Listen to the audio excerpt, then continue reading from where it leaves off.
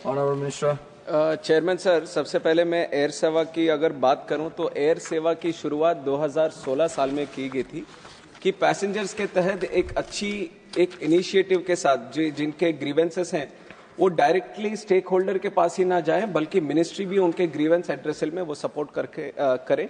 इस भावना के साथ हमने नवंबर 2016 में ये एयर सेवा की शुरुआत हुई और एयर सेवा की 3 वर्जन्स भी हो चुके हैं। जैसे जैसे हमें पैसेंजर से फीडबैक मिलता गया तो इसको और बेहतर कैसे करें, इसके अलग अलग वर्जन्स, तो एयर सेवा 1.0, 2.0 और अभी 3.0 का मैकेनिज्म चल रहा है और इसमें काफी सारे स्टेक होल्डर्स हमारे इन्वॉल्व हैं। जैसे एयरलाइंस और एयरपोर्ट्स तो होंगे ही, उसके बावजूद भी DGCA जो हमारा सेफ्टी रेगुलेटर है, BCAS जो सिक्योरिटी रेगुलेटर है, इमिग्रेशन और other stakeholders, helicopter division भी है, जिनके साथ भी इनके प्रॉब्लम्स हो सकते हैं। और इसके संबंध में ये सारे स्टेक होल्डर्स जो हैं उनके साथ, मंत्रालय के साथ, ये एयर सेवा के साथ एक सर्विस लेवल एग्रीमेंट है और ये एग्रीमेंट इसी के लिए बनाया गया। जो प्रश्न भी उन्होंने आदरणीय सांसद जी ने पूछा कि कितने समय में होता है या फिर उसमें क्या कार्रवाई होती है, तो ये सर्विस लेवल एग्रीमेंट एक बनता है ये सारे स्टेक होल्डर्स के साथ।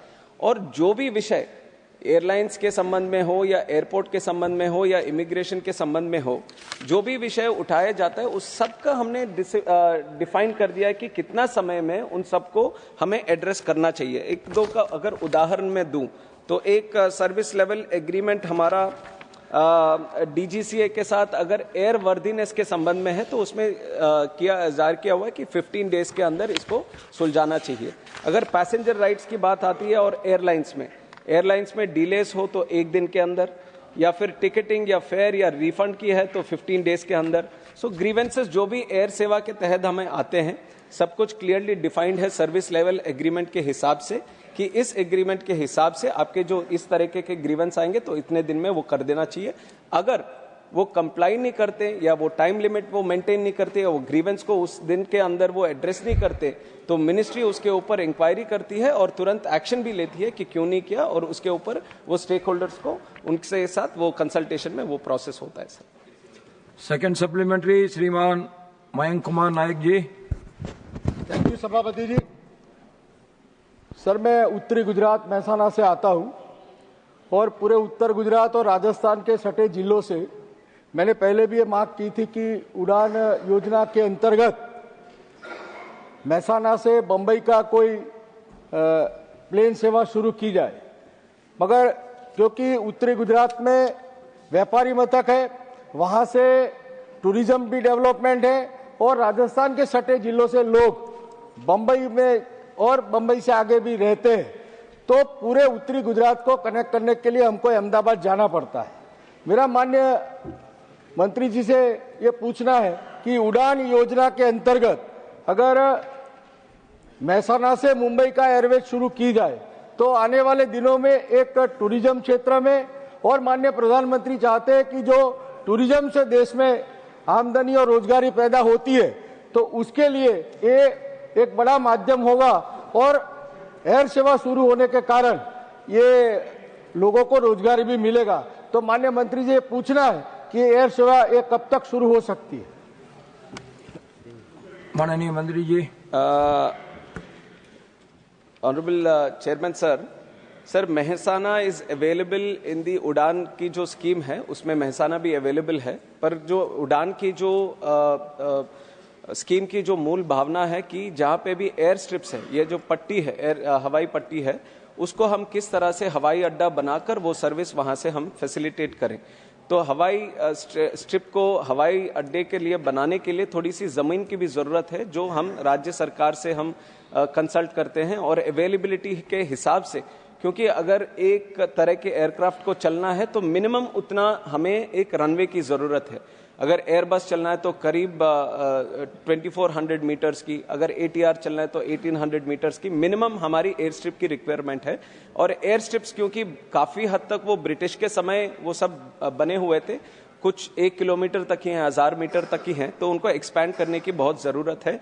उड़ान डॉक्यूमेंट में ये लिस्ट किया गया कि मेहसाना हम डेवलप करेंगे, बट इसका एक और प्रोसेस है कि हम एयरलाइंस को भी बिड करने के लिए देते हैं ये रूट के लिए। अगर महसाना मुंबई की अगर डिमांड हो या महसाना अहमदाबाद या महसाना दिल्ली, तो कोई भी अगर एयरलाइंस बोलता है कि हम लोग यहाँ से वहाँ तक हम शुरू करने के लिए तैयार हैं, तो हमें भी एक इनिशिएटिव मिल जाता है कि एयरलाइंस ऑलरेडी रेडी है तो हम उस हवाई पट्टे को भी डेवलप करें।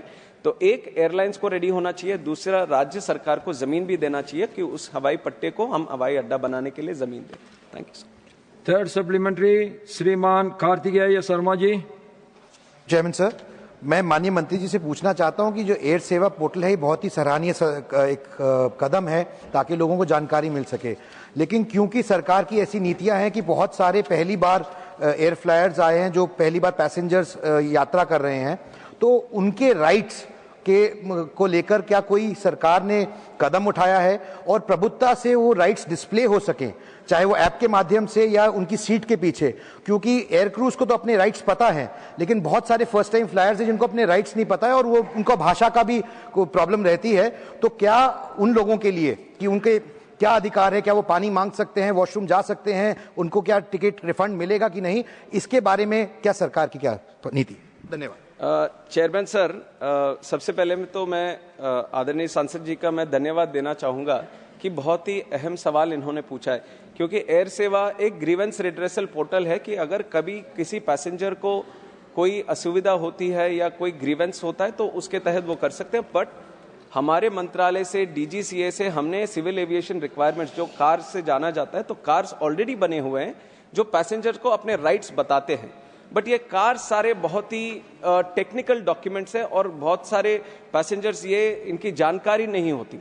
तो ये अहम सवाल उठता है कि हम कैसे अवेयर करें पैसेंजर्स को कि अपने राइट्स ये हैं, या कोई भी एक सिनारियो बनता है तो उस सिनारियो में या उस डिस्ट्रेस में या उस दिक्कत वाली सिचुएशन में उनको क्या क्या राइट्स अवेल कर सकते हैं वो पैसेंजर को। इसी के तहत DGCA ने जो कार बनाए हैं पैसेंजर्स के हिसाब से कि अगर डिले होता है तो पैसेंजर के राइट क्या है, अगर कैंसिलेशन होता है तो किस तरह से एयरलाइंस उनको रिफंड करना चाहिए, अगर डिले ओवरनाइट होता है या कुछ लंबे समय तक होता है तो उनको होटल अकोमोडेशन किस तरह प्रोवाइड करना चाहिए, ये सब ऑलरेडी लिस्टेड आउट कार्स में है। But for this same initiation की इसको और पैसेंजर्स के पास हम पहुंचाए, हमारे मंत्रालय से हमने पैसेंजर चार्टर एक डॉक्यूमेंट अलग से जो पब्लिकली अवेलेबल है, इसको भी हमने बनाया है passenger charter document.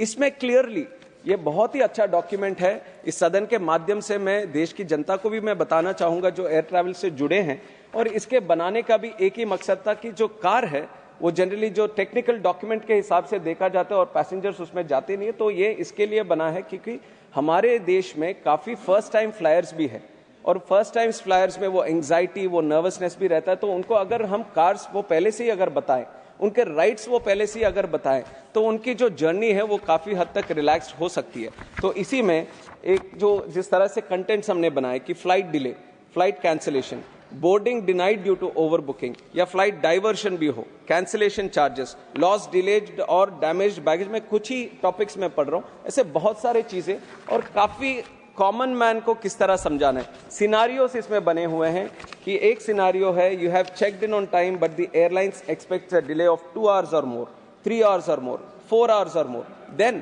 what is your right? Your right is you must be offered free of charge meals and refreshments in relation to the waiting time। तो ना केवल कार को हमने दिखाया है, सिनारियोस भी हमने बना के एक्सप्लेन किया कि किस सिनारियो में आपको किस तरह के राइट्स अवेल कर सकते हैं। और हमारा प्रयास यही रहता है कि जो ये पैसेंजर चार्टर डॉक्यूमेंट है, हर कस्टमर हर पैसेंजर ये एयर ट्रैवल करने से पहले इसको पढ़े और हमारी तरफ से जो भी कार में अपडेट करते रहते हैं उस कार के अपडेट्स को भी इस पैसेंजर इसमें भी अपडेट करके ये अपडेट करें। तो इस माध्यम से मैं कहना चाहूंगा कि इसके संबंध में ऑलरेडी मिनिस्ट्री ने अच्छा डॉक्यूमेंट बनाए हैं, ये जितना हो सके ये हम पैसेंजर्स को अवेयर करें, ये हमारी तरफ से एक प्रयास कंटिन्यूसली चलता रहेगा। फोर्थ सप्लीमेंट्री श्रीमान Santosh Kumar P. Thank you, sir. Recently, I mean on 6th of December, there was an order issued by the Civil Aviation Ministry to regulate the airfares. So, para number 1 speaks about the fare limit. This order will be applicable for travel till the fare stabilizes. So, what do you mean by the stable price in airfare? Number 1. 2. Will this order applicable Onam and other seasons also. Onam, Christmas and other seasons also. Sir ये airfare से संबंधित एक प्रश्न है. This is a question related to the airfares and specially when you talk about airfares, the surge in air prices that you see is generally because it is a deregulated sector when there is a mismatch in the demand and supply. When the demand becomes too high, then the seats that you can supply in the market, that is when the airlines, with their models of the air pricing, they tend to rise, and that is why exactly the honorable member was also mentioned during Onam or during the festivals, not only in Kerala, but you observe this in North India during Diwali also. And when it comes back to this capping of prices, airfares during the 6th of December, we all are aware with the Indigo crisis that has happened, and we all know how much distress it has caused. And one major thing that has happened during that time is the capacity constraint at which Indian aviation was operating.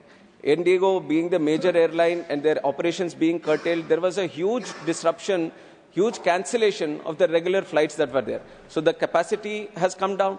The seats that people can use to travel has come down. So generally, the other side of the trend would be the airfares would rise. That is exactly why we have to keep the cap, to keep the airfare at a very reasonable and affordable way. We have capped the prices. And regarding the other seasons that might come up, other times when the airfares might rise, the ministry is closely observing all these seasons. We are continuously engaging. We are continuously engaging with the stakeholders on this. And whenever there is a situation, whenever there might be a situation when this is there, we from the ministry are taking action. And I will give you other examples also. During Kumbh Mela, we have done it. During Pahalgam incident, we have done it. During COVID also, we have done it. So whenever there might be a situation when the airfares might rise, the ministry is acting upon it and taking the necessary action. Fifth supplementary, Shriman Pramod Tiwari ji. मैं आभारी हूं आपका. माननीय मंत्री जी के जवाब से उपजा हुआ एक सवाल और एक सुझाव. इधर मोनोपोली की वजह से इंडिगो में पैसेंजर्स के साथ, अब मेंबर पार्लियामेंट यहां बोले ना बोले, पर इंडिगो का बर्ताव, उनके क्रू का बर्ताव, उनकी सर्विस का बर्ताव सामान्यता, चूंकि उनकी हिस्सेदारी बहुत ज्यादा हो गई, तो उसकी वजह से उनका बर्ताव उतना संतोषप्रद नहीं होता जितना होना चाहिए पैसेंजर के साथ. मैं सिर्फ यही कहना चाहूंगा आपसे, क्या एक एडवाइजरी जारी करेंगे सामान्य पैसेंजर के साथ, और जो सांसद अपनी पार्लियामेंट अटेंड करने या अपनी दायित्वों को सांसद लोग निर्वाहित करते हैं, उस समय उनका बर्ताव और स्वभाव थोड़ा बेहतर होगा, ये मैं कहना चाहता हूं. दूसरा, इसी से जुड़ा हुआ, जो चूंकि आपने जवाब दे दिया है, कि ये जो लूट होती है त्योहार पर, या अभी जब इंडिगो का क्राइसिस आई थी तो दूसरे पैसेंजर से 5 गुना 6 गुना किराया था. 50-50, 60-60 हजार, 80 हजार. तो इस पर महाकुंभ के दौरान बेंगलोर से 65,000 रुपए का टिकट था. मैंने उठाया था सवाल. तो मैं आग्रह करूंगा, क्या आप नियंत्रित करेंगे इस किराए की लूट को और बेहतर सेवा के लिए एक सर्कुलर जारी करेंगे आप इस कंपनी को जिसका नाम इंडिगो है? चेयरमैन सर, ये सवाल काफी सांसदों के मन में भी रहा होगा और खास करके जनता में भी. और इसके संबंध में मैं इतना कहना चाहूंगा, एयरलाइंस की जो फ्रंटलाइन स्टाफ ही नहीं, एयरलाइंस पे आप एयरपोर्ट पे भी अगर देखेंगे या फिर एयर ट्रैवल के संबंध में अगर देखेंगे, तो बहुत सारे ऐसे स्टेक होल्डर्स हैं जिसमें जो इन्वॉल्व है एयर ट्रैवल में. आपके एयरलाइंस के स्टाफ हो गए, ग्राउंड हैंडलिंग के स्टाफ हो गए, बैगेज के संबंध में स्टाफ हुए, CISF जो बहुत ही इम्पॉर्टेंट विंग है हमारे एयरपोर्ट में सेफ ऑपरेशंस के लिए. और हमारे तरफ से ये प्रयास रहता है कि जो भी टच पॉइंट्स है, एक पैसेंजर को जो भी टच पॉइंट्स यहाँ पे एयरपोर्ट पे होते हैं, CISF के साथ या फिर चेक इन काउंटर के पास या सिक्योरिटी गेट के पास, बोर्डिंग गेट के पास या एयरलाइंस के संबंध में, हमारे यहाँ से प्रयास होता है कि हर चेक पॉइंट पे वो सब पैसेंजर को किस तरह से वो कम्युनिकेट करें, किस तरह से उनको रिलैक्स्ड मोड में एयर ट्रैवल तक चलाए, ये सब हमारा प्रयास रहता है और काफी हद तक ट्रेनिंग भी उसी संबंध में चलती है। और आपका जो जिस तरह से आपने सुझाव भी दिया है, डेफिनेटली हम उसी मैं कहना चाहता हूं कि हमारा ऑलरेडी एक प्रयास इसी संबंध में रहता है।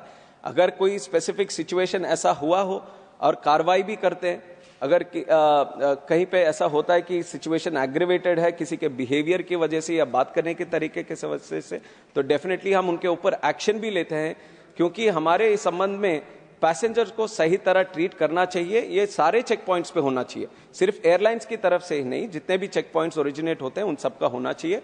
और दूसरा विषय जो एयर फेयर्स के बारे में उठाया गया था, और ये भी मिनिस्ट्री बहुत सीरियसली इसको ले रही है।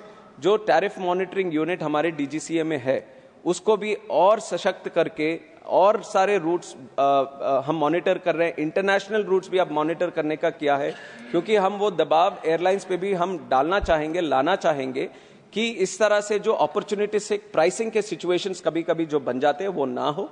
हमारी मिनिस्ट्री से पूरा इसके ऊपर ध्यान देते हुए हम एयर सेवा में भी एक स्पेसिफिकली हमने टैरिफ मॉनिटरिंग का भी एक सुविधा रखी है, ताकि अगर पैसेंजर किसी को लगता है कि ये प्राइस ये हद से ज्यादा है, ये इस समय में होना नहीं चाहिए, तो उसका स्क्रीनशॉट भी हमें भेज सकता है, तो हम जरूर उस पे ऊपर कार्रवाई करके एयरलाइंस के ऊपर भी एक्शन उसके ऊपर लेंगे। तो बहुत सारे मैकेनिज्म्स हमने इस तरह के हमने बनाए।